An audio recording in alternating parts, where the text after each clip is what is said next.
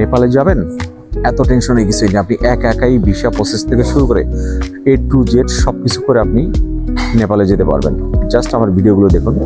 আমি একদম ভিসা কিভাবে অ্যাপ্লাই করবেন বাংলাদেশ থেকে, যেহেতু এটা অনারেবল ভিসা, এটা বাংলাদেশ থেকেও আপনি নিজে ভিসাটা অ্যাপ্লাই করে গিয়ে যেতে পারবেন, যাতে নেপালে এয়ারপোর্টে গিয়ে কোনো ঝামেলা না হয় অথবা আপনার সময়টা নষ্ট না হয়। যারা আমার চ্যানেলে নতুন তাদেরকে অনুরোধ করবো আমার চ্যানেলটা সাবস্ক্রাইব করার জন্যে, আর যারা ইতিমধ্যে সাবস্ক্রাইব করেছেন তাদেরকে অসংখ্য ধন্যবাদ। সঙ্গে থাকুন, অনেক নতুন আপডেট পাবেন। আপনি যদি নেপালে যেতেই চান, আমি একটু নোট করে নিয়েছি, আপনি যদি নেপালেই যেতে চান তাহলে আগে থেকেই মোটামুটি 1-1.5 মাস আগে আপনি এয়ার টিকিটটা বুকিং দেবেন, কেননা খুব কাছাকাছি টাইম হলে এয়ার ফেয়ারটা অনেক বেশি পড়ে যাবে। অর্থাৎ আপনি 1 মাস আগে অথবা 2 মাস আগেও আপনি এয়ার টিকিটটা বুকিং দিতে পারবেন। আর হোটেল বুকিং 1 মাস আগে আপনার ইচ্ছা মতো দিতে পারবেন। তবে হোটেল বুকিং কিভাবে দেবেন, আপনি booking.com থেকে এবং অথবা অ্যাগোডা থেকেও দিতে পারবেন, এটা আপনার চয়েস মতো। এখন আপনি কোথায় হোটেল বুকিং দেবেন এটা একটা বিষয়। আপনি নেপালের যদি কাঠমান্ডুতে যান, অর্থাৎ নেপালের রাজধানী কাঠমান্ডু, তো কাঠমান্ডুতে আপনি থামেল এরিয়াতে অবশ্যই হোটেল বুকিং দেবেন। তো থামেল এরিয়াতে দিলে হবে কি, থামেলটা হচ্ছে যে একদম টুরিস্টদের জায়গা। ওখানে আপনি ওই থামেল থেকে কোথায় ঘুরতে যাবেন, ওখানে লোকাল এজেন্সি আছে, আর ওই লোকাল এজেন্সি ছাড়া আপনি ঘুরতেও যেতে পারবেন না। ওরাই ভালো বলতে পারবে, ওদের কাছে বিভিন্ন প্যাকেজ আছে। আপনারা 4 জন গেলে 3 জন গেলে খুব ভালো হয়, তাহলে আপনাদের খরচটা আরও কম পড়বে। আপনি যেদিন কাঠমান্ডুতে যাবেন ওই দিন নেমেই ওখানে যে এজেন্সি আছে ওদের সঙ্গে কন্ট্যাক্ট করবেন। কন্ট্যাক্ট করে কোথায় ঘুরতে যাবেন আগে থেকে ফিক্সড করে ফেলেন। নর্মালি ঘুরে কাঠমান্ডু থেকে আশেপাশে যে সাইট সিনগুলো আছে এগুলো দেখে আর হচ্ছে পোখারা যায়। তো পোখারাতে নর্মালি এয়ারেও যাওয়া যায়, বাসেও যাওয়া যায়। তো বাসে যেতে মোটামুটি 8-9 ঘন্টা লেগে যায়। তো আপনি যেদিন যাবেন ওদিনই পোখারা যাওয়ার বাস টিকিট কনফার্ম করে ফেলবেন। আর যদি এয়ার টিকিট কনফার্ম করতে চান সেটাও ভেরি গুড। দেন আপনার হয়ে গেল, কোথায় ঘুরবেন আপনার ওই এজেন্সি বলে দেবে, আমার এখানে বলার কিছুই নেই। আর হচ্ছে যে আপনি এয়ারপোর্ট থেকে কিভাবে যাবেন, এটা একটা বিষয় থাকে। নর্মালি এয়ারপোর্টে নামার পরে আপনি ইমিগ্রেশন শেষ করার পরে সামনে দিয়ে অনেক ট্যাক্সি পাবেন। এটা 500 থেকে 600 রুপি নেবে থামেল এরিয়াতে আসতে। এখন এই রুপিটা আপনি কীভাবে ভাঙাবেন, এয়ারপোর্টে নর্মালি ডলার ভাঙাবেন না, কেননা রেট খুবই কম দেয়।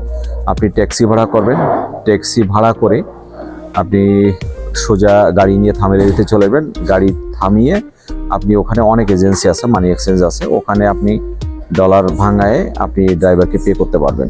ড্রাইভার এতটুকু কনসিডার করে, নো ইস্যু। তো আপনার হয়ে গেল হোটেল থেকে এয়ারপোর্ট থেকে হোটেলে যাওয়া, ডলার ভাঙানো। আর খাওয়া দাওয়া মোটামুটি বাংলাদেশের মতোই, আপনি ইচ্ছামতো খেতে পারবেন। আর আমি মূলত ভিডিও করার টাইম পাই না, অনেক দেশেই ঘুরেছি কিন্তু ওইভাবে ভিডিও করার সময় পাই না। তো নেপালটা দেখলাম যে অনেক এজেন্সি ধরে যায়, অনেক খরচ পড়ে।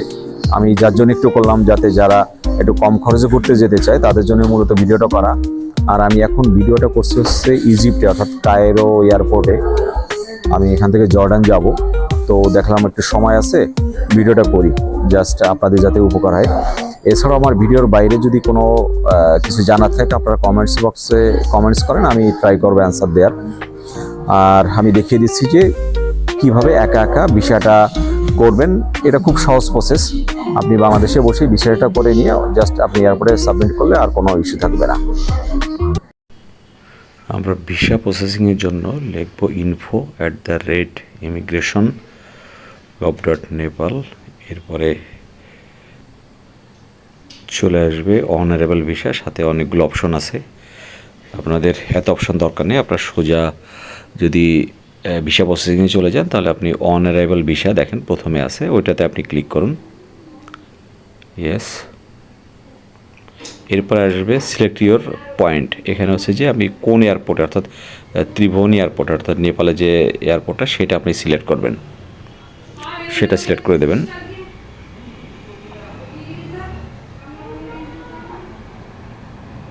এখানে স্ক্রল করলে দেখা যাবে যে ওখানে ত্রিভুবন এয়ারপোর্ট, অর্থাৎ নেপালের যে কাঠমান্ডুতে যে এয়ারপোর্ট, ওটা সিলেক্ট করার পরে আপনার এই পেজটা আসবে। অর্থাৎ আপনার এখানে যে ফর্মটা ফিল আপ করতে হবে, আমি জাস্ট একটু দেখিয়ে দিচ্ছি। সিলেক্ট কান্ট্রি, আপনি ওখানে বাংলাদেশ সিলেক্ট করে দেবেন। ট্যুরিস্ট ভিসা, ঠিক আছে। এখানে পাসপোর্ট নাম্বার দেবেন আর আপনার ডেট অফ বার্থ দেবেন, দিয়ে আপনি প্রসিডে চলে যাবেন। এরপরে একটা অপশন আছে, পেজ আছে, সেটা আমি স্কিপ করে গেছি কারণ অনেক ইনফরমেশন থাকে, পার্সোনাল ইনফরমেশন। অর্থাৎ ওই প্রথম পেজটা ফিল আপ করার পরে আপনার পার্সোনাল ইনফরমেশন পাসপোর্ট থেকে নিয়ে নেবে। এরপর আপনি কয়দিনে ভিসা চান, 15 দিন, 30 দিন, অর্থাৎ 30 দিন আপনি ফ্রি ভিসা পাবেন। আপনি 15 দিনে সিলেক্ট করেন। এরপর হচ্ছে যে পারপাস অফ ভিসা ট্যুরিজম, এরপর লাস্ট এয়ারপোর্ট, এটা হজরত শাহজালাল এয়ারপোর্ট দেবেন, অর্থাৎ আমাদের ঢাকার এয়ারপোর্ট। বাকি অপশনটা হচ্ছে যে আপনার পরবর্তী লাস্ট পেজ চলে আসবে, আপনার পুরো বিষয়টা প্রসেসিংয়ে চলে আসবে। আমি সেটা দেখাতে পারছি না কারণ আমার পার্সোনাল ইনফরমেশন অনেক আছে। তো এরপরে যদি কোনো কিছু জানার থাকে আমাকে অবশ্যই কমেন্টস বক্সে কমেন্টস করুন।